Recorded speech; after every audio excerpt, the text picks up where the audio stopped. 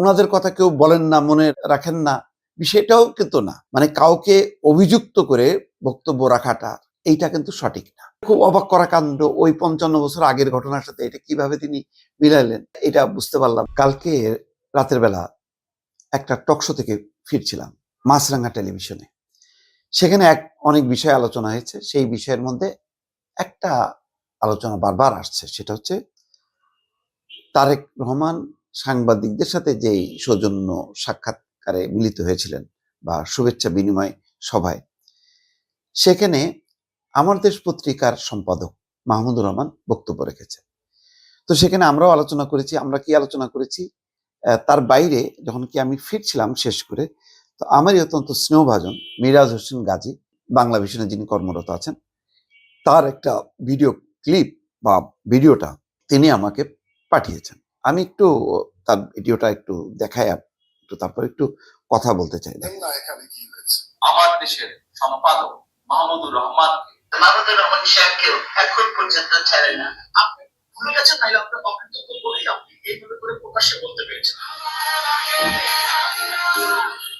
কার্যক্রমের মন্তব্য বিনিময়ের আমার দেশ পত্রিকার সম্পাদক মাহমুদুর রহমান তিনি ওনার স্বভাব স্বরূপ ভঙ্গিতে তিনি বক্তব্য দিয়েছেন। তারেক রহমান, আপনি 17 বছর দেশে ছিলেন না, আপনি জানেন না এখানে কি হয়েছে। সেই মাহমুদুর রহমানের জবাবে তারেক রহমান খুবই বিনয়ের সঙ্গে বলেছেন যে দেশের মানুষের সাথে কি হয়েছে এখানে মাহমুদুর রহমান সাহেব বলেছেন একটি উদাহরণ দিয়ে। তার প্রতি পূর্ণ সম্মান রেখে আমি বলতে চাইছি, ওনার সাথে ওনার রক্তমাখা ছবি এখন আমার চোখের সামনে ভাসে। যারা দেশে যারা ছিলেন আপনারা, তারা অবশ্যই আমার থেকে একটু বেটার ভালো জানবেন, তবে আমি একদম যে জানি না বোধহয় বিষয়টি তা নয়। আর সম্ভবত বলার অপেক্ষা রাখে না। তারেক রহমান, মাহমুদুর রহমান যেই ভঙ্গিতে বলেছেন যে আপনি 17 বছর দেশে ছিলেন না, আপনি কিছুই জানেন না, তিনি সেটাকে একেবারে মানে উল্টায় দেননি বা কঠিনভাবে তার উত্তর দেননি, কিন্তু একটা সুন্দরভাবে তিনি প্রতিবাদ করেছেন যে ওনার রক্তমাখা ছবি ওনার চোখে ভাসে। এবং যারা এখানে ছিল তারা হয়তো অনেক বেশি জানে, কিন্তু আমিও কম জানি না। তিনি কিন্তু বলছেন না যে আমি আপনাদের থেকেও বেশি জানি, কিন্তু আমি এই ভিডিওতে বলতে চাই আসলে উনি আমাদের থেকেও বেশি জানেন। কারণ প্রতিটা মিনিট, প্রতিটা ঘন্টা, প্রতিটা সময় রাত জেগে তিনি কিন্তু দেশের একেবারে তার তৃণমূলের লক্ষ লক্ষ নেতাকর্মীর খবর রেখেছেন, যেটা তার মা বেগম খালেদা জিয়ার পক্ষে সম্ভব না, বাস্তবে সম্ভবই না। কারণ বেগম খালেদা জিয়া অনেক দিন থেকে কিন্তু শারীরিকভাবে অসুস্থ। যখন তিনি কারাগারের বাইরেও ছিলেন তিনি শারীরিকভাবে তেমন ফিট ছিলেন না, তিনি চিকিৎসার মধ্যেই ছিলেন। আর তারপরে কারাবন্দী হবার পর থেকে তো একেবারেই বিচ্ছিন্ন। কিন্তু দল কি বসেছিল? তারেক রহমান একটা মুহূর্তের জন্য দেশের খবর, পরিস্থিতি, ঘটনাবলী কোনো কিছু তিনি বাদ রেখেছেন? কোনো কিছু বাদ রাখেননি। বলতে পারেন যে তিনি এত ফিজিক্যালি ছিলেন না, কিন্তু এখন ডিজিটাল মাধ্যমে এটা কি থাকা সম্ভব? মাহমুদুর রহমানের বক্তব্য আমি নিজেও শুনে একটু অবাক হয়েছি। তিনি উদাহরণ দিচ্ছেন যে শেখ মুজিবুর রহমানের কথা, যে বাংলাদেশে কিভাবে মুক্তিযুদ্ধ হয়েছে সেটা শেখ মুজিবুর রহমান পাকিস্তানে থাকার কারণে জানতে পারেননি, কারাগারে ছিলেন। তিনি ফিরে এসে তিনি যারা যুদ্ধ করেছেন তাদের কাছ থেকে শোনেননি, তিনি স্তাবকের দল, ভারতীয় লোকজন এদের কাছ থেকে শুনেছেন। তখনকার যুগ মানে 54-55 বছর আগে আর এখন কি এক হলো? তখন তো সত্যিই বিচ্ছিন্ন রাখা সম্ভব। তখন তো টেলিফোন ছাড়া আর কিছু ওয়্যারলেস মেসেজ ছাড়া আর কোনো প্রযুক্তিই ছিল না। এখন তো মুহূর্তের মধ্যে আপনি সবকিছু জানছেন। তো এবং উনি কিভাবে যুক্ত ছিলেন? উনি বিশাল পর্দায়, উনাকে তো সবসময় সবাই দেখতো যে উনি যুক্ত ছিলেন। হ্যাঁ, মাঝখানে নিষেধাজ্ঞার কারণে উনার ভাষণ বা বক্তব্য গণমাধ্যম প্রচার করতে পারতো না, কিন্তু উনি কি নেতা কর্মীদের সঙ্গে জুমে যুক্ত থাকতেন না প্রায়? এবং ওই সেট আপটাই তো ছিল। তো এটা খুব অবাক করা কাণ্ড, ওই 55 বছর আগের ঘটনার সাথে এটা কিভাবে তিনি মিলাইলেন এটা বুঝতে পারলাম না। কোন ঘটনা উনি জানেন না এটা আমি বুঝতে পারলাম না। তো যদি আবার যিনি বলছেন তিনি নিজেও তো দেশে ছিলেন লম্বা সময়, উনি যখন কি কারাগারে গেলেন, তারপরে কারাগার থেকে বের হয়ে তারপর যে তিনি যে তুরস্ক গেলেন, তুরস্কে যাই না তিনি সেখানকার ইমিগ্রান্ট বা নাগরিক কিনা এখন, তো তিনিও কিন্তু 5ই আগস্টের পর পরিবর্তনের পর এসেছেন। তাহলে লম্বা সময় কিন্তু ওনারও গ্যাপ।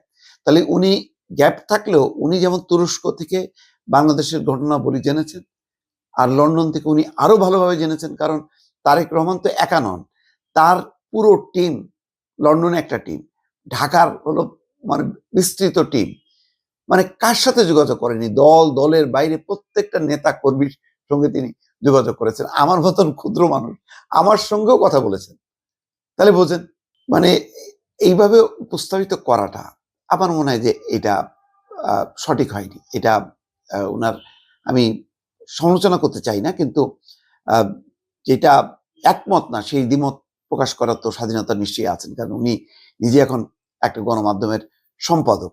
সুতরাং উনি যেমন দ্বিমত প্রকাশ করবেন, আমিও তেমন দ্বিমত প্রকাশ করবো। আমার এটা দ্বিমত, এটা ওনাকে ব্যক্তিগতভাবে কোনো আঘাত করার বিষয় না। কারণ সেখানে ওনার এই বক্তব্যের পর আমি দেখলাম যে একদম পুরো, মানে যারা সাংবাদিক ছিল, উপস্থিত যারা ছিল, সবার মধ্যে কিন্তু মিশ্র প্রতিক্রিয়া হয়েছে। এটা ভালোভাবে নেয়নি, এবং সাথে সাথেই কিন্তু অনেকেই তার বক্তব্যের মধ্যে কিন্তু এটার খণ্ডন করার চেষ্টা করা হয়েছে। এটা তো রীতিমতো এক ধরনের অপমানজনক বিষয় তারেক রহমানের জন্য, যে তিনি কিছুই জানেন না, তিনি আসার পর যে তার অনুগত যারা তাদের কাছ থেকে শুনেছেন, এই জন্য তিনি সময় চান। তিনি 15 মিনিট সময় পেলে তিনি গত 50 বছরে মানে মিডিয়া সম্পর্কে বলতে চান, কিন্তু উনি শুরু করেছেন সম্পাদক হিসাবে, এটাও মাথা রাখা দরকার। আমার দেশের সম্পাদক হিসেবেই তিনি সাংবাদিকতা শুরু করেছেন, তারপরেও তিনি 50 বছরের সাংবাদিকতা তুলে ধরতে চান 15 মিনিটের মধ্যে।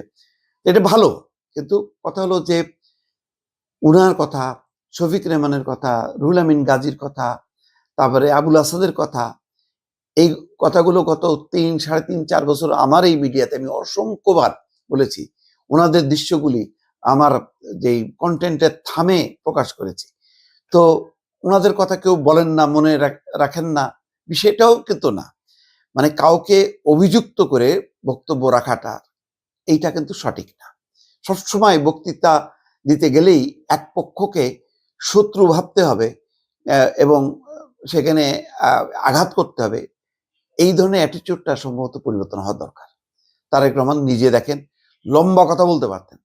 তার মাকে কারা নির্যাতন করেছে, কারা এরকম পরিস্থিতির মধ্যে ফেলেছেন, এটা প্রতিটা বক্তব্যে তিনি বলতে পারেন না? পারেন তো, বলেন। তিনি শুধু বলেন, আপনারা জানেন আমার মায়ের উপরে কি হয়েছে, আপনারা জানেন আমার উপরে কি হয়েছে, আপনারা জানেন আমার ভাইয়ের উপর কি হয়েছে, আপনারা জানেন আমার লক্ষ লক্ষ নেতা কর্মীর উপর কি হয়েছে। কিন্তু এইটা বলে তিনি ওই আওয়ামী লীগের উপরে 1 ঘন্টা, আধা ঘন্টা বিষোদ্গার করতে পারেন না? পারেন তো। আগে তো ট্র্যাডিশন তাই ছিল।